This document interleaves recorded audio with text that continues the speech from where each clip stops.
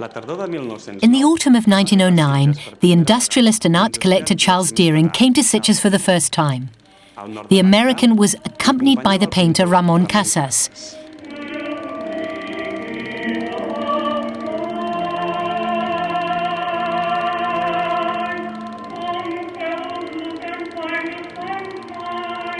The Museum of Maricel.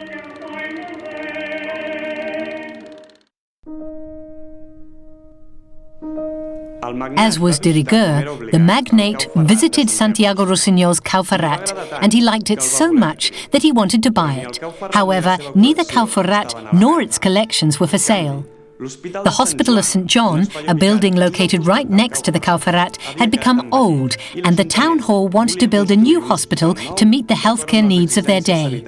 Deering purchased the old building for 40,000 pesetas, and with that money, the town hall built the new Hospital of St. John on the outskirts of town.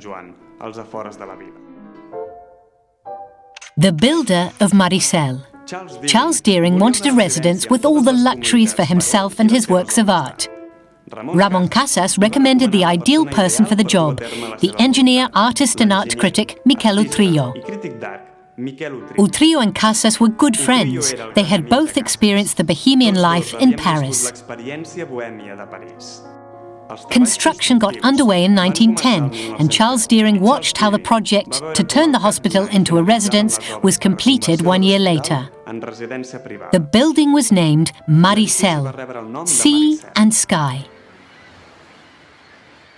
At Maricel, the light is bright, the views eternally beautiful, the stay pleasant, and the name yet another homage to its godfather, our poet, Àngel Guimarà.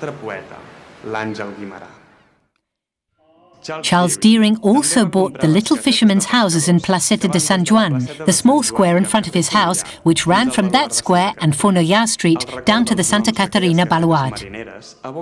The memories of the names of those fishing shacks evoke images of Sitges back in 1900. Can Coraló, Cal la Pepagria, Can Ferret del Carro, Cal la Marieta Mata, Cal la Pua, Can Manel des Ventres i Cal la Mandonga. In 1913, construction on what is today the Maricel Palace got underway. In 1914, Utrillo reformed the main facade, where he inlaid the Gothic sculpture depicting St. Michael and built the bridge linking the Deering residence with the palace.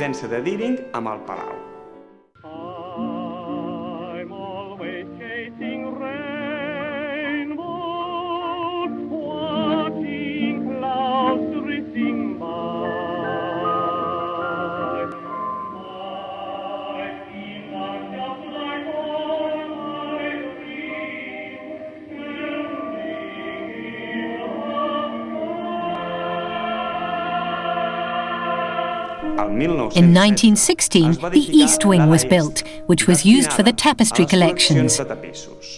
Utrillo installed a Paleo-Christian sarcophagus from Vignette on the porch. In 1917, the main house of Maricel was built with the ground floor devoted to the Oriental collection. Its Salão Blau, Blue Hall, housed the large collection of medieval altarpieces, and the cloister built on the second floor was joined with the terraces that ran along the upper part of the palace. Art and beauty. In 1918, the architectural complex of Maricel was completed, an archetypal complex of noucentisme architecture which earned the praise of artists and intellectuals of the day. Utrillo declared that he had taken inspiration from the beauty of the popular ancient and modern art in Cauferrat, and in the two largest ancestral homes in Sitges, named Can Fals and Can Llopis. Miquel Utrillo. Utrillo resolved the architectural complex by respecting the characteristic white of the neighbourhood using brick and ceramic and embellishing it with artistic elements.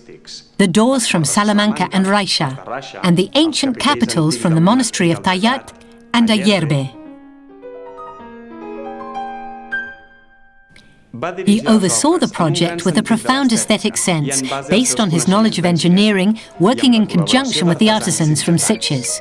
The most noteworthy of these artisans was Perejão, who sculpted a total of 60 artistic elements, including 36 capitals featuring different subjects, which make a unique set of noucentista sculpture.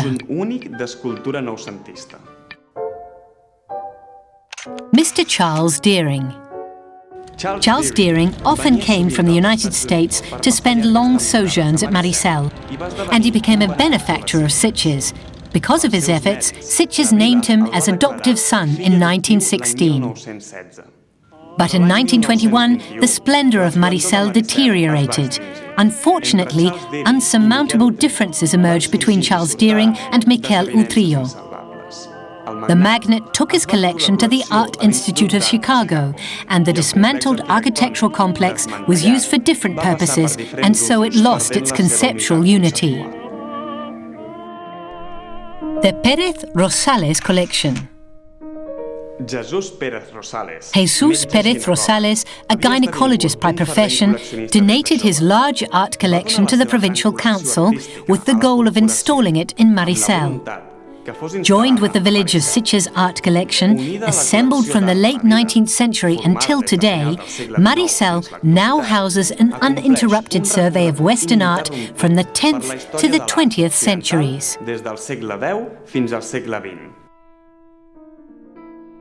Maricel today. The Maricel Palace, the Maricel Museum, and Can Rocamora are a unique complex which enjoys heritage protection for both the buildings and the art collections they harbour. The old dream of the man who brought them into being, Miquel Utrillo, is still valid and timely today, as Maricel is an architectural complex devoted wholly to the arts, heritage, and culture.